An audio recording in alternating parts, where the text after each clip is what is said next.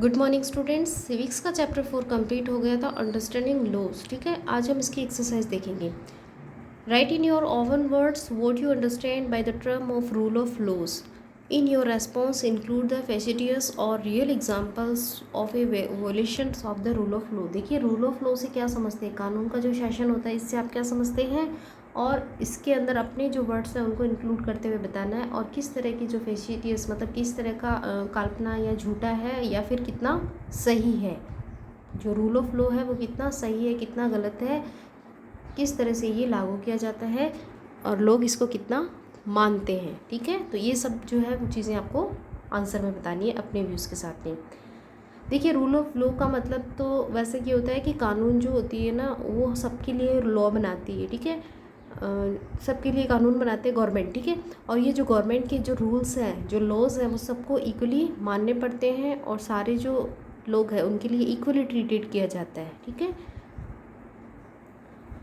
Law is a system of rules. Law क्या होते हैं, देखिए, रूल्स का सिस्टम होता है, यूजुअली इम्पोज हो एक गवर्नमेंट के द्वारा इम्पोज किया जाता है या फिर किसी इंस्टीट्यूशन के द्वारा, किसी संस्था के द्वारा। And it's applied to govern a group peoples. लोगों के जो एक ग्रुप होता है ना उसके लिए इसको यूज़ किया जाता है। इट शेप्स, ये अलग अलग शेप में हो सकता है, जैसे पॉलिटिक्स के लॉज होते हैं, रूल्स होते हैं, इकोनॉमिक्स होते हैं, और सोसाइटी इन न्यूमेरियस वे। अलग अलग तरह के रूल और रेगुलेशन और अलग अलग तरह के लॉज होते हैं।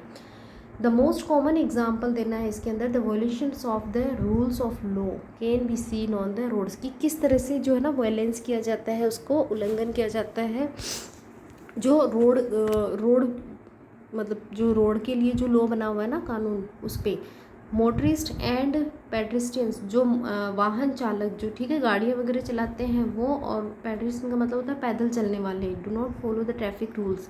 ट्रैफिक रूल्स को फॉलो नहीं करते हैं। Motorist do not adhere to speed limit, not do they stop behind the line of a traffic signal. वो अपनी जो लिमिट होती है स्पीड की उसके अकॉर्डिंग नहीं चलते हैं, और जो ट्रैफिक सिग्नल होता है वहाँ भी स्टॉप नहीं होते हैं। जैसे रेड लाइट वगैरह लगी होती है ना, तो लोग जो होते हैं उनको फॉलो नहीं करते हैं। पेडेस्ट्रियन रेयरली यूज, जो पैदल चलने वाले जो बहुत कम यूज़ करते हैं जेब्रा क्रॉसिंग को, and they cross the road while causing harm not only the themselves but also the other road user. तो लोग जो होते हैं ना, जेब्रा क्रॉसिंग होती है पैदल चलने वालों के लिए, लेकिन वो लोग यूज़ नहीं करते हैं, जहाँ मर्जी हुई वहाँ से रोड क्रॉस कर लेते हैं, जिससे खुद को नुकसान तो होता ही है, दूसरे जो रोड पे होते हैं उन लोगों को भी नुकसान होता है। तो किस तरह से जो लोग हैं वो लॉज को नहीं मानते हैं, उल्लंघन करते हैं कानून का। स्टेट, नेक्स्ट क्वेश्चन है, state two reasons why historian refute to claim that the British introduce the rules of law in India. इसमें दो रीज़न बताने कि किस तरह से जो हिस्टोरियंस हैं, इंडियन हिस्टोरियंस हैं, उन्होंने रिफ्यूज़ किया है कि लॉ जो है वो ब्रिटिशर्स ने इंट्रोड्यूस किए थे। ठीक है, इसके टू रीजंस बताए थे हिस्टोरियंस ने। Rule of law in India or colonial law was arbitrary. Colonial मतलब हम लोगों ने इसके बारे में चैप्टर में अच्छे से डिस्कस कर लिया था कि कॉलोनियल लॉ क्या होता है। तो ब्रिटिशर्स जो थे ना, उनके जो लॉज थे वो आर्बिट्री मतलब भेदभावपूर्ण थे। और सेडिशंस एक्ट ऑफ 1817, और इसके लिए उन्होंने सेडिशन एक्ट बनाया था राजद्रोह का। ठीक है, अगर कोई पर्सन है गलत एक्टिविटी करता, अंग्रेज़ों की बात नहीं मान रहा है, तो ये वाला एक्ट लगा देंगे, राजद्रोह का मुकदमा। Indian nationalist play a prominent roles. Indian जो नेशनलिस्ट है, इन्होंने जो रूल्स बनाए थे developing the legal sphere in British India. देखिए, उस टाइम जो नेशनलिस्ट थे, ठीक है, जैसे गांधी जी थे, नेहरू जी थे, तिलक, बाल गंगाधर तिलक, और जो गोखले वगैरह सारे जो लोग थे ना नेशनलिस्ट, इन्होंने इम्पोर्टेंट पार्ट प्ले किया था। इन्हीं के सबके प्रयासों के बाद में जो इंडिया के अंदर जो कॉन्स्टिट्यूशन असेंबली और ये सब बने थे। Re read the story board. देखिए, थर्ड नंबर क्वेश्चन है, re read the story board how a new laws on, किस तरह से जो नया लॉ बना था डोमेस्टिक वायलेंस के लिए गुड पास्ट। डोमेस्टिक वायलेंस हमने पढ़ा था, घरेलू हिंसा। Describe in your own words and different way in which women's groups work to make this happens. कि किस तरह से जो ये लॉ बना था और किस तरह से जो वुमेन्स है इसके साथ में रह रही थी। ठीक है, women's group work hard and देखिए यहाँ से स्टार्ट है। Women's group worked hard and eternally towards the passing the new law और डोमेस्टिक वायलेंस इन इंडिया। उन जो बहुत मेहनत कर रही थी, स्ट्रगल कर रही थी और वो चाहती थी कि उनके लिए इस तरह का एक नया कानून बने। They use different forms like public protest, तो वो अलग अलग फॉर्म, अलग अलग तरीके यूज़ कर रही थी जिससे उनके लिए कुछ कानून बने। पब्लिक प्रोटेस्ट था, hearings, meetings with other organisations, press conference, petitions to governments to introduce a new reform bill on domestic violence to include demand like monetary reliefs and protection against being evict the shared house hold. ठीक है, तो जो महिलाएं थी ना वो जगह जगह पे धरने कर रही थी, प्रदर्शन कर रही थी। जो ग्रुप्स थे वुमन से रिलेटेड, उनसे वो मिल रही थी, अपनी मांग को रख रही थी कि उनके लिए भी कुछ किया जाए। देखिए matrimonial while earlier domestic violence only entities, और इसके साथ में भी जो डोमेस्टिक वायलेंस है इसको ओनली इंटाइटल किया गया, मतलब सिर्फ इतना ही बताया गया कि इंजरी और हार्मफुल और ट्रीट इन इंजरी और हार्म, मतलब किसी को चोट पहुंचाना। ठीक है, by an adult main against A women's, कोई एडल्ट मेन है वो वुमेंस को चोट पहुंचाता है, उसको डोमेस्टिक वायलेंस बोला जाता है। The protection of women's from domestic violence act, देखिए ये बहुत इंपॉर्टेंट है। ठीक है, तो इसके लिए एक्ट बना दिया गया था 2005 में, एक्सटेंडेड टू इंक्लूड फिजिकल। देखिए पहले जो था ना वो सिर्फ यही था कि किसी को चोट पहुंचाना, ठीक है, इंजरी करना, हर्ट करना, ये था।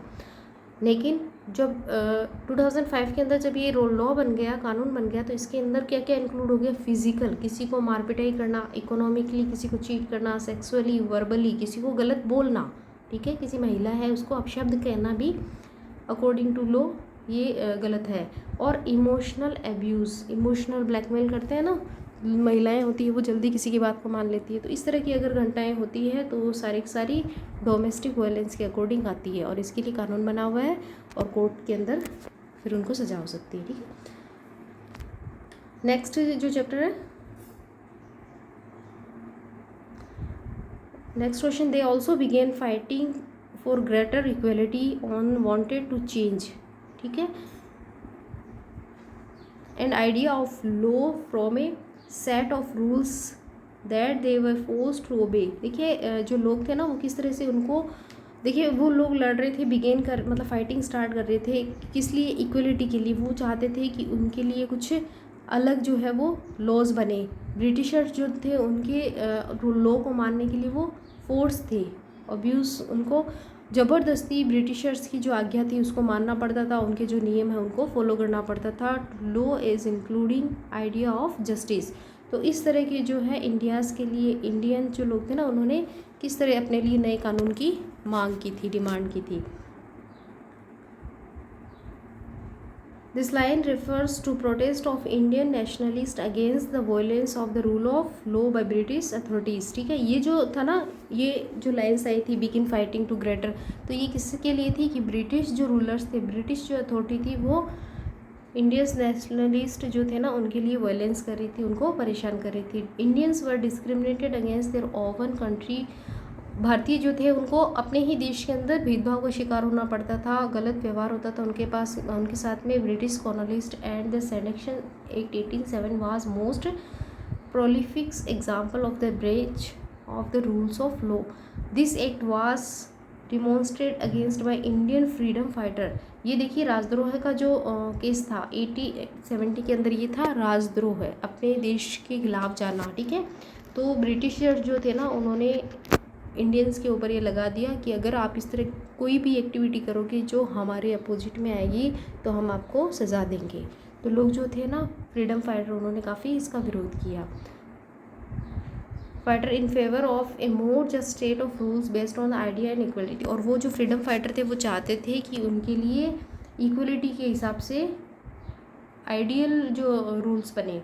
Many Indians begins to practice the legal performance and use to its demand. बहुत सारे जो लोग थे उन्होंने लीगल प्रैक्टिस स्टार्ट कर दी और डिमांड करने लग गए इक्वल राइट्स फॉर ऑल। ठीक है, सभी को इक्वल राइट्स मिले। Thus Indians plays major roles in Indian evolutions of the rule of law during time of colonial rule. तो भारतीय जो लोग थे ना उन्होंने कॉलोनियल रूल के टाइम में अपने लिए जो रूल्स लॉ बनाना, रूल्स बनाना, ये जो सारी चीज़ें थी ना, फ्रीडम था इसके लिए, काफ़ी स्ट्रगल किया था। ठीक है, तो ये एक्सरसाइज कंप्लीट हो गई।